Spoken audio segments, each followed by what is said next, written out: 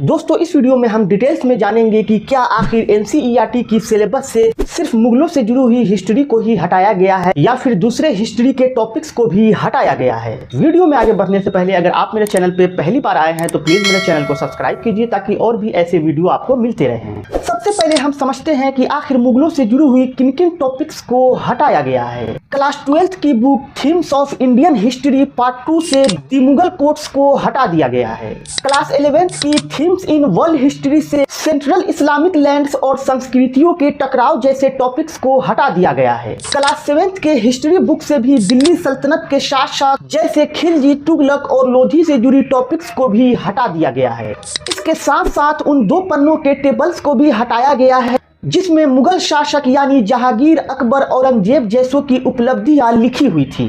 Class 12th की history book से अकबरनामा, बादशाहनामा, मुगल साम्राज्य की पांडुलिपियां, शाही परिवार, मुगल साम्राज्य और उसकी सीमाओं जैसे टॉपिक्स को भी हटा दिया गया है। Class 2 history book our past part 2 के दूसरे चैप्टर से अफगानिस्तान के महमूद गजनी के आक्रमण और सोमनाथ मंदिर के हमलों से जुड़ी जानकारी को भी बदल दी गई है और इसके साथ साथ महमूद गजनी के नाम से सुल्तान शब्द को भी हटा दिया गया है। इतने सारे मुगलों से जुड़ी हुई टॉपिक्स को एनसीईआरटी के नए सिलेबस से हटा दी गई है।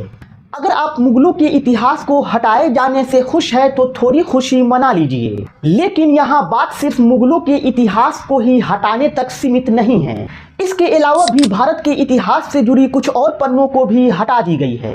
आइए मुगलों के अलावा हटाए गए इतिहास के दूसरे टॉपिक्स को भी समझते हैं। क्लास 12th के पॉलिटिकल साइंस के last chapter politics in India since independence से 2002 में हुए गुजरात दंगों से जुड़ी हुई जानकारी को भी हटा दी गई है, जिसमें उस समय के गुजरात सरकार के विफलताओं को दर्शाया गया था कि कैसे 2002 में सरकार पूरी तरीके से दंगे को रोकने में असफल रही। इसके साथ साथ क्लास 6 से लेकर क्लास 12 तक के सोशल स्टडीज के सिलेबस से भी गुजरात दंगों से जुड़ी जानकारी को हटा दी गई है। क्लास 12 के पॉलिटिकल साइंस के चैप्टर महात्मा गांधी के त्याग के एक सेक्शन से हिंदू मुस्लिम एकता के समर्थक रहे महात्मा गांधी के विरोध और उनके हत्या करने जैसे टॉपिक्स को भी हटा दी गई है। इसके साथ साथ उन टॉपिक्स को भी हटा दिया गया है जिसमें महात्मा गांधी के हत्या के बाद भारत सरकार की तरफ से आरएसएस पे बैन लगा दी गई थी। क्लास 12 के हिस्ट्री बुक से महात्मा गांधी के हत्या से जुड़े कुछ टॉपिक्स को भी हटा दी गई है, जिसमें उनकी हत्या करने वाले को ब्राह्मण और कट्टर हिंदू अखबार के संपादक बताया गया था।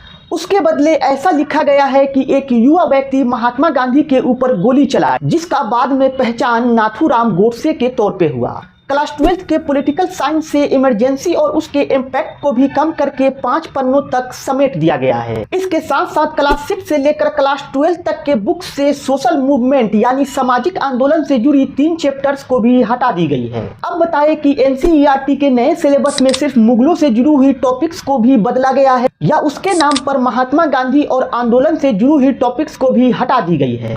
इसके साथ साथ एनसीईआरटी की तरफ से 2002 में हुए गुजरात दंगों को भी हटाने की कोशिश की गई है, जिससे ये समझ आता है कि इन टॉपिक्स को बदले जाने के पीछे सरकार की भूमिका है।